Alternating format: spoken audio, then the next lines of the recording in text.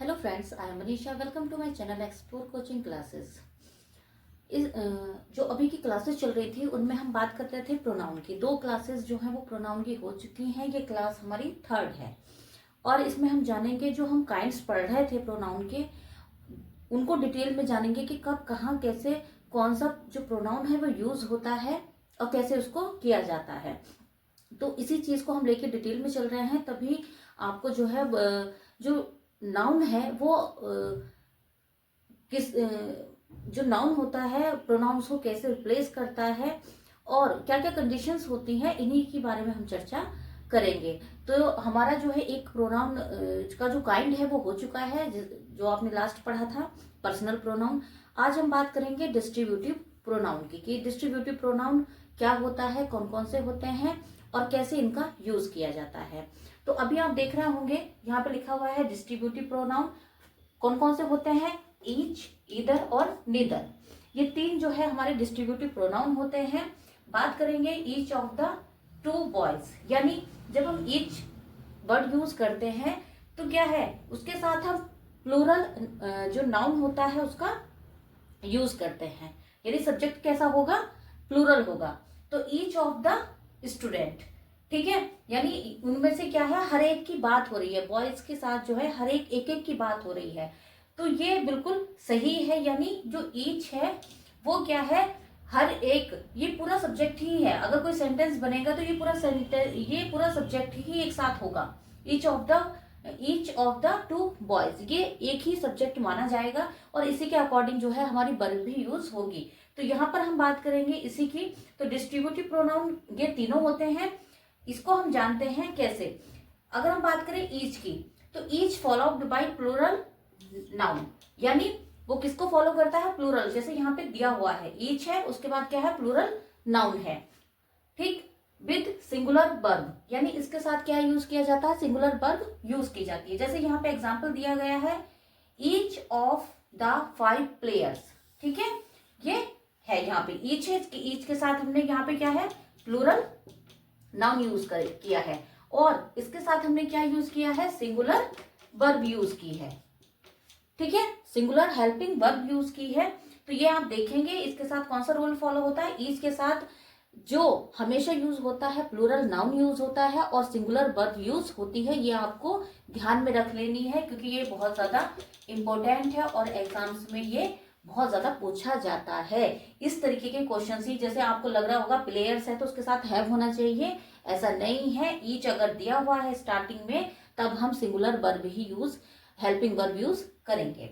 उसके बाद इसी में दूसरा देखेंगे इधर, इधर and neither are used only for two persons या थिंग्स, यानी जो इधर होता है या नीदर होता है वो क्या है दो लोगों के लिए या फिर दो वस्तुओं के लिए ही यूज होता है और साथ ही क्या है सिंगुलर हेल्पिंग वर्ब वो अपने साथ लेता है। जैसे यहाँ पे एग्जांपल दिया हुआ है each of the two boys is guilty, यानी sorry either of the two boys is guilty, यानी उनमें से कोई एक, जो टू बॉयज थे उन दोनों में से कोई एक जो है वो गिल्टी पाया गया, दोषी पाया गया। ऐसे ही नीदर ही है, नीदर के साथ भी क्या है प्लूरल नाउन यूज होगा, टू बॉयज हैज कम, और सिंगुलर हम इसके साथ क्या करेंगे हेल्पिंग वर्ब यूज करेंगे। तो ये आपको बहुत ज्यादा ध्यान में रखना है।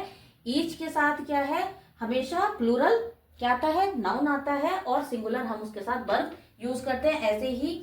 और इधर हमेशा क्या करते हैं, इधर दो व्यक्तियों के लिए, ये तो यहाँ पे क्या है, यहाँ 5 दो से ज्यादा है, ईच के साथ दो से ज्यादा आ गया, प्लूरल आ गया। लेकिन इधर हो या नीदर हो, ठीक है, ना तो ना या तो या, है ना, ये इसका सेंस आता है हिंदी में। तो इधर और नीदर हमेशा क्या है दो ही वस्तुओं या फिर दो ही व्यक्तियों के लिए यूज किया जाता है और साथ ही क्या है इनके साथ इस singular verb use, helping verb use होगी। तो ये आपको ध्यान में रखना है। नेक्स्ट प्रोनाउन की बात करते हैं यहाँ पे रेसिप्रोकल प्रोनाउन। अब रेसिप्रोकल प्रोनाउन कौन कौन से होते हैं, वो होते हैं दो, कौन कौन से, ईच अदर और one another.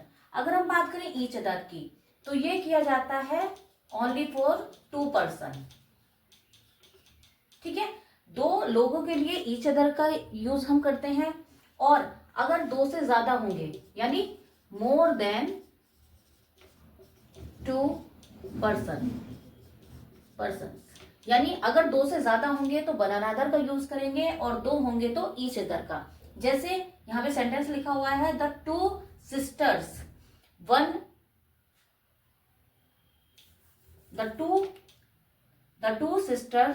Love one another. तो ये सेंटेंस हमारा क्या है, गलत है, क्योंकि सिस्टर कितनी है, 2 है, और 2 के लिए हमें क्या यूज करना है, ईच अदर। इसलिए यहाँ पे क्या होगा, वन अनदर ना होके क्या हो जाएगा, ईच अदर। ठीक है, यानी आपस में प्रेम करती हैं, 2 बहनें आपस में प्रेम करती हैं। दूसरा सेंटेंस है the 5 brothers hate each other. तो 5 है, अगर 2 होते तो ईच अदर ओके था, या तो हमें यहाँ पे 5 ब्रदर की जगह 2 ब्रदर करना पड़ेगा, या फिर हमें यहाँ पे ईच अदर को हटा के क्या करना होगा, हमें यहाँ पे करना होगा वन अनदर। ठीक है, तो अब ये सेंटेंस जो है यहाँ पे बिल्कुल करेक्ट है। यानी और अगर प्रोनाउन की समस्याएं पूछी जाती हैं और आपसे ये कह दिया जाए कि इसमें से जो है आपको एरर को फाइंड करना है, तो आप इसको 5 को नहीं इरेज करेंगे, इसको नहीं मिटाएंगे, इसमें एरर नहीं ढूंढेंगे, बल्कि आपको वन अनदर में ही एरर ढूंढनी होगी। यानी आप कह सकते हो इसी पोर्शन में आपको सही और गलत लगाना होगा अगर बात हो रही है प्रोनाउन की। तो यहाँ पर जो है the 2 sisters love each other, यानी अगर 2 हैं, 2 पर्सन है, उनकी 2 आपस की बात हो रही है तो ईच अदर हम यूज करेंगे, और अगर 2 से ज्यादा की बात हो रही है तो हम क्या यूज करेंगे, वन अनदर यूज करेंगे। और यही 2 जो है एग्जाम्स में आके पूछे जाते हैं कि जो वन अनदर है या ईच अदर है वो कौन सा प्रोनाउन है, तो वो होगा आपका रेसिप्रोकल प्रोनाउन। नेक्स्ट प्रोनाउन है आपका डेमोन्स्ट्रेटिव प्रोनाउन। ठीक है, इसको हम आप एक तरीके से कह सकते हैं कि यहाँ पे जितने भी ये वर्ड्स दिए गए हैं वो किस में आएंगे, आपके डेमोन्स्ट्रेटिव प्रोनाउन में। जैसे this, that, those, these, such, few, many, all, someone, somebody, everybody, somebody, everything, nothing, anything, ones, ये सारे जो है वो क्या है, डेमोन्स्ट्रेटिव प्रोनाउन है। जैसे अगर हम बात करें, यहाँ पे एग्जाम्पल दिया गया है one must do his duty, तो ये आपको देखने में ऐसा लग रहा है कि ये सेंटेंस सही है, लेकिन हमें क्या करना है, ये जो वन है, अगर इसका सब्जेक्ट वन है तो इसके साथ जो इसका क्या आएगा, पजेसिव केस आएगा, वो भी इसी के अकॉर्डिंग आएगा, और यहाँ पे हिज नहीं होगा, यहाँ पे होगा वंस ड्यूटी। तो ये बहुत ज्यादा पूछा जाता है, इसी तरीके का आपके एग्जाम्स में पूछे जाते हैं। इस तरीके से सेंटेंस दे देंगे और आपको लगेगा कि सब ठीक है, नो करेक्शन है ना, नो एरर आपको लगेगा वहां पे, लेकिन वन के साथ हमेशा उसका जो पजेसिव केस में आएगा वो आपका वंस आएगा। तो ये आपको ध्यान में रखना है। जैसे ही है तो ही के साथ आएगा क्या, हिज, शी है तो शी के साथ आएगा हर। ठीक है, तो इस तरीके से दे है तो उनके साथ आएगा देयर। तो अपने के सेंस में क्या है, ये आपको ध्यान में रखना है, जो सब्जेक्ट होगा उसी के अकॉर्डिंग उसका पजेसिव केस भी आएगा। ठीक है, तो ये आपको ध्यान में रखना है। नेक्स्ट आपका प्रोनाउन है रिफ्लेक्सिव प्रोनाउन, या इसी को जो है हम कंपाउंड प्रोनाउन भी कहते हैं, क्योंकि आपको पता है, जैसे आप देख रहे होंगे यहाँ पे 2 शब्द यहाँ पे लिखे हुए हैं। यहाँ पे शब्द तो अभी आपको एक ही दिख रहा है, लेकिन ये बना है 2 शब्दों से मिलकर, माई और सेल्फ से मिलकर, तो इसीलिए इसको रिफ्लेक्सिव प्रोनाउन या फिर हम इसको कंपाउंड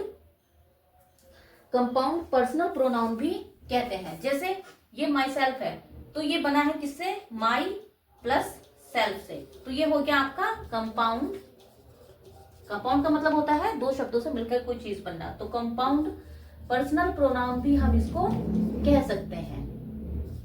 ठीक है, अब यहाँ पे बात आ रही है कि कौन कौन से होते हैं। जैसे my self, our self, your self, him self, her self, them self, it self, और साथ ही साथ योर सेल्फ तो होता ही होता है, योर सेल्फ्स भी होता है। तो ये प्रोनाउन है कौन से, रिफ्लेक्सिव प्रोनाउन, या इन्हीं को हम कहते हैं कंपाउंड पर्सनल प्रोनाउन। अब जैसा एग्जांपल लिखा हुआ है मिस्टर गुप्ता हर्ट हिमसेल्फ, तो यहाँ पे ये जो हिमसेल्फ है, मिस्टर गुप्ता ने क्या किया, अपने आप को क्या किया, दुख पहुंचाया, हर्ट किया, है ना। तो यहाँ पे ये जो हिमसेल्फ है वो किसका काम कर रहा है, रिफ्लेक्सिव प्रोनाउन का काम करता है। ठीक है, क्या है ये यहाँ पे, रिफ्लेक्सिव प्रोनाउन।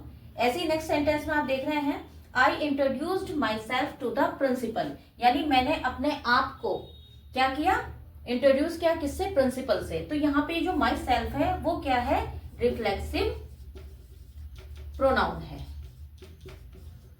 ठीक है, तो ये आपको क्लियर हो गया होगा।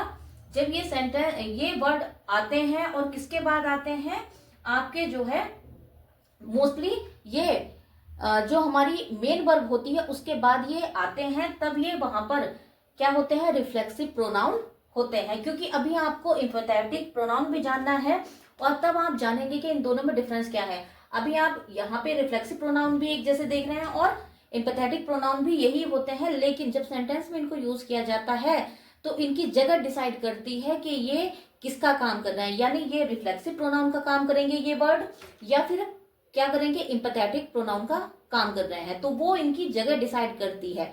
जैसे अगर ये रिफ्लेक्सिव प्रोनाउन है तो मोस्टली कहाँ यूज होंगे, ये यहाँ पे आपको दिख रहा है, ये क्या है, सब्जेक्ट है। ठीक है, सब्जेक्ट है, ये आपकी क्या आ गई, मेन वर्ब आ गई। ठीक है, मेन वर्ब के बाद जो है ये रिफ्लेक्सिव प्रोनाउन यूज होता है। ऐसे यहाँ पे ये सब्जेक्ट हुआ, ये वर्ब हुई और उसके बाद आपका रिफ्लेक्सिव प्रोनाउन है।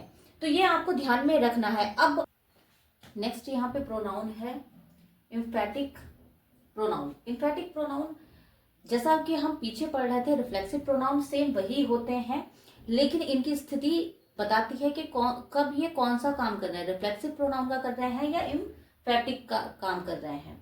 तो जैसे यहाँ पे ये वही सारी चीजें हैं। अब यहाँ पे जान लेंगे emphatic pronoun is equal to reflexive pronoun in structure, यानी स्ट्रक्चर में तो ये क्या है, रिफ्लेक्सिव प्रोनाउन के जैसे ही है, but slight different in meaning, यानी मीनिंग में ये थोड़ा सा अलग है। जैसे अगर हम बात करें एम्फैटिक की, तो एम्फैटिक हिमसेल्फ, यहाँ भी हिमसेल्फ है, रिफ्लेक्सिव में भी हिमसेल्फ है। अब यहाँ पे एम्फैटिक का मतलब होता है हिमसेल्फ, यहाँ पे क्या है, खुद, स्वयं, और रिफ्लेक्सिव में क्या है, खुद को या अपने आप को। ये थोड़ा सा स्लाइटली इनमें जो है थोड़ा सा डिफरेंट है। कैसे, जैसे यहाँ पे एग्जाम्पल दिया हुआ है, एग्जाम्पल के माध्यम से समझिएगा। I myself did the work, यानी मैंने क्या है, मैंने स्वयं काम किया। ठीक है, यहाँ पे क्या है, ये एकदम सब्जेक्ट के बिल्कुल बगल में रखा गया है, इसलिए आप इसी को ध्यान में रखना, ज्यादा इनके मीनिंग पर भी मत जाना। इस बात को ध्यान में रखना कि मोस्टली जब एम्फैटिक प्रोनाउन का काम करते हैं तो ये सब्जेक्ट के बिल्कुल बगल में रखे जाते हैं, तब ये वहां पर एम्फैटिक प्रोनाउन का काम कर रहे होते हैं। या जैसे यहाँ पे दिया गया है, he himself fixed the car, यानी उसने अपनी कार ठीक कर ली। ठीक है, उसने अपनी कार ठीक कर ली, स्वयं, उसने अपनी कार स्वयं ठीक कर ली। तो इस तरीके से क्या है, बिल्कुल सब्जेक्ट की, यहाँ पे भी आप देख रहे हैं सब्जेक्ट के बिल्कुल पास में हिमसेल्फ रखा गया है, तो यहाँ पर ये किसका काम कर रहा है, एम्फैटिक का काम कर रहा है। इसमें अगर हम देखें, अगर रिफ्लेक्सिव प्रोनाउन को देखें तो वहां पे हम क्या देख रहे थे, जैसे अगर मैं इसका एक उदाहरण दूं किसका, रिफ्लेक्सिव प्रोनाउन का, तो I behold I behold myself. ठीक है, ये यहाँ पे दिया गया है। तो ये क्या है, ये वर्ब है और वर्ब के बाद जो है यहाँ पे ये प्रोनाउन दिया गया है। तो यहाँ पे ये किसका काम कर रहा है, रिफ्लेक्टिव प्रोनाउन का काम कर रहा है। उसने खुद को संभाल लिया। यहाँ पे बिल्कुल मीनिंग भी निकल रही है, यहाँ पर आई बिहोल्ड माई सेल्फ, यानी मैंने खुद को संभाल लिया। और यहाँ पे I myself did the work, मैंने स्वयं काम किया।